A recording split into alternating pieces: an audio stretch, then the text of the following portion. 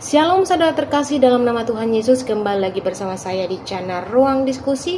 Seperti biasanya, di sini saya akan menampilkan sebuah video perdebatan antara Elia Miron dan Polymichus, di mana Polymichus ini dia naik ke roomnya Elia Miron dan dia marah-marah dan mengancam Elia Miron ingin dipenjarakan. Sebelum kita menonton video ini, jangan lupa dibantu like, subscribe, dan share supaya video ini direkomendasikan oleh pihak YouTube. Seperti apa nanti perdebatannya? Mari kita saksikan video berikut. Halo? Ya, kamu mau jihad gak di rumah saya? Sehat, Bang? Ya sehat. Silakan kamu tanya apa? Abang tadi kan bilang nih, kalau Nabi Muhammad itu bukan keturunan Nabi Ismail. Iya, mana buktinya dia keturunan Ismail? Mana buktinya kakak bilang kakak dah betul-betul itu kitab kakak itu yakin kali itu kalau Nabi Ismail itu nggak ada maksud tuntun keturunan itu sampai ke Nabi Muhammad. Saya kan tadi udah tunjukkan kejadian 10 dan kejadian Itu 25. enggak, itu kan menurut kitab kakak. Ya menurut kitabmu ada nggak dalilnya dia keturunan Ismail? Ya, yang jelas Nabi Muhammad SAW Menurut keturunan saya, Nabi Ismail. menurut gini biar adil, tunjukin dari kitabmu dia keturunan Ismail. Mana silsilahnya? Oke, gini, saya nggak berapa paham ke sana. Nah, berarti kalau udah nggak paham, nggak, gini kamu nggak kakak, aku bisa nggak biar kakak debat sama dengan Ustadz Pelik? Kakak mau debat sama Ustadz Pelik masalah ini? Ustadz Dan Pelik kakak- bisa. Undang aja di sini. Dan kakak nanti bisa nggak bisa bertanggung jawab undang dengan atas aja, undang aja gini. Kalau kamu punya kontak dengan beliau, ya kamu undang aja dia naik ke TikTok saya sekarang. Kalau sekarang nggak bisa, tapi nanti saya karena Oke, mungkin minggu depan saya live ya, soalnya saya harus melayani Bang pergi ke Malang. Nanti saya live, nanti kamu jawab. Gini, tapi kakak janji apa yang kakak ngomong tadi saya udah record. Kakak bisa nggak apa-apa. Saya bisa bertanggung jawab nanti. Tapi kakak ini udah betul-betul kakak ngomong kayak gini depan publik. Kakak udah yakin kakak itu udah berapa persen gitu. Oh, 1.000.000%. 1.000.000%. Tapi kakak bakalan terima konsep apa yang kakak omongin, kakak akan terima nanti kan? Saya akan terima. Walaupun sampai kakak masuk dalam penjara. Oh iya, silakan. Kalau kamu mau lakukan itu silakan. Ya, oke. Saya turun dan saya catat. Nanti kalau kakak berucap ataupun itu jangan seolah-olahnya agama tuh kakak semuanya tuh benar enggak, gitu. karena memang kami benar. Jadi kalau kamu pun nggak terima kebenaran. Siapa bilang kamu benar? Kamu aja Kristen aja, Nabi Isa aja agamanya bukan Kristen. Coba. Kamu bilang gimana mungkin Nabi Isa? Nah, aku tanya kamu Nabi Isa jadi Kristen, wong Nabi Isa itu Kristus kok, bukan siapa Kristus. bilang dia Kristus? Nabi Isa itu nggak ada gelar Kristus. Di iman kamu dia dikatakan Al-Masih. Arti Al-Masih itu apa? Al-Masih, pokoknya Kristen itu bukan agama Nabi Arti Al-Masih Isa. itu apa? Arti Al-Masih itu apa? Enggak aku sekarang. Nabi Isa itu agamanya Berarti apa? kamu nggak tahu. Kamu yang nggak tahu Nabi Isa agamanya itu bukan Kristen. Sekarang saya tanya. Aku tanya sama kamu sekarang hal kecil aja. Kamu sunat atau enggak? Arti Al-Masih itu apa? Juru selamat. Juru selamat. Bahasa Yunani juru selamat apa?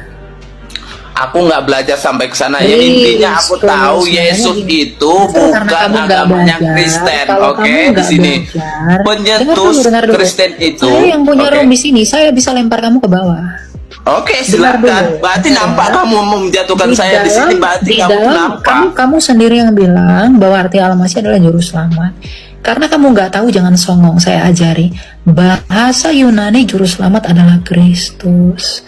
Artinya Isa itu adalah Kristus, tapi bukan Isa yang dalam kitabmu ya. Lalu kalau kamu bilang dia bukan Kristen, enggak gini aja, kami itu nggak perlu diaku-akuat, enggak mau perlu dengar atau enggak? Kalau nggak mau dengar saya buang. Oke. Kalau kamu mengatakan dia seagama dengan kamu perlu sadar bahwa agama kamu baru datang di abad ke-7.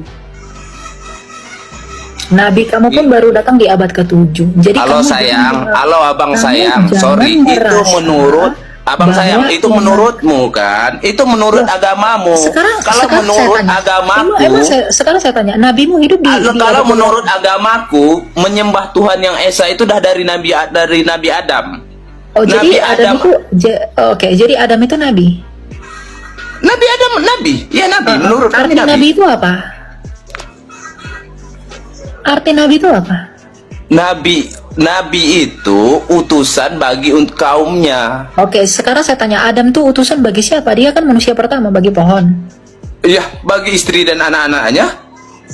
Kan dia manusia pertama, kan dia diciptakan dulu kan? Ya kamu mikir aja kalau Lalu dia bagi- langsung jadi nabi. Ya, kenapa Di mana dituliskan jadi nabi? Di mana? Tunjukin ke saya dari kitabmu di mana dalil Sekarang Adam itu. gini, Kak Bang Alia. Sekarang gini Bang Alia. Sekarang Ini gini, kan menurutku. gini. Kalau menurut agamaku nabi ya nabi. Iya, sekarang kamu kan bilang menurut agamaku Adam itu nabi. Tunjukin satu dalilnya Adam itu nabi dari kitabmu. Dalilnya sekarang tunjukin. Kalau kamu nggak bisa tunjukin, kamu saya buang. Saya nggak terima pembohong di sini. Dan udah gini aja. Apa menurut Kalau kamu punya dalil sekarang apa enggak? menurutmu Punya kenapa dalil Adam apa itu nggak kamu bilang? Nggak punya nabi? dalil? Kalau nggak punya dalil saya turunin. Nggak perlu tanya Nggak dalil. bisa Aku tunjukin. sekarang mau tanya sama kamu. Nggak, Kenapa kamu bisa? Kalau kamu nggak bisa, saya beri kesempatan sekali lagi. Kamu bisa Itu tunjukin kamu nggak dalilnya? bisa bilang nabi. Nggak bisa nggak? Kamu bisa tunjukin nggak dalilnya? Aku suruh. Nggak, kamu bisa tunjukkan nggak dalilnya kalau kamu Nabi Adam itu bukan nabi? Saya akan jawab semua pertanyaan kamu. Kamu bisa tunjukin nggak ucapan kamu yang mengatakan Adam itu adalah nabi? Dalilnya kamu bisa tunjukin nggak? Kalau kamu nggak bisa tunjukin, kamu saya buang ke bawah. Nggak bisa. Gini Kalau ya, nggak bisa, kamu Elia. nggak bisa. Ini gini Elia. Oke. nggak bukan bisa. aku nggak Kamu- bisa. Kamu tinggal di bawah ya, gitu. Saya nggak mau habisin waktu. Jadi yang kamu bilang itu kamu harus bertanggungjawabkan ya. Saya bukan orang bodoh yang bisa kamu tipu-tipu dan kamu kelabui dengan jurusan takiyahmu, gitu. Kamu ngomong dari tadi nggak ada dasar. Ya buat apa saya lanjut sama kamu, gitu loh. Ngomong ini dalil-dalil yang kamu sendiri nggak punya dalil.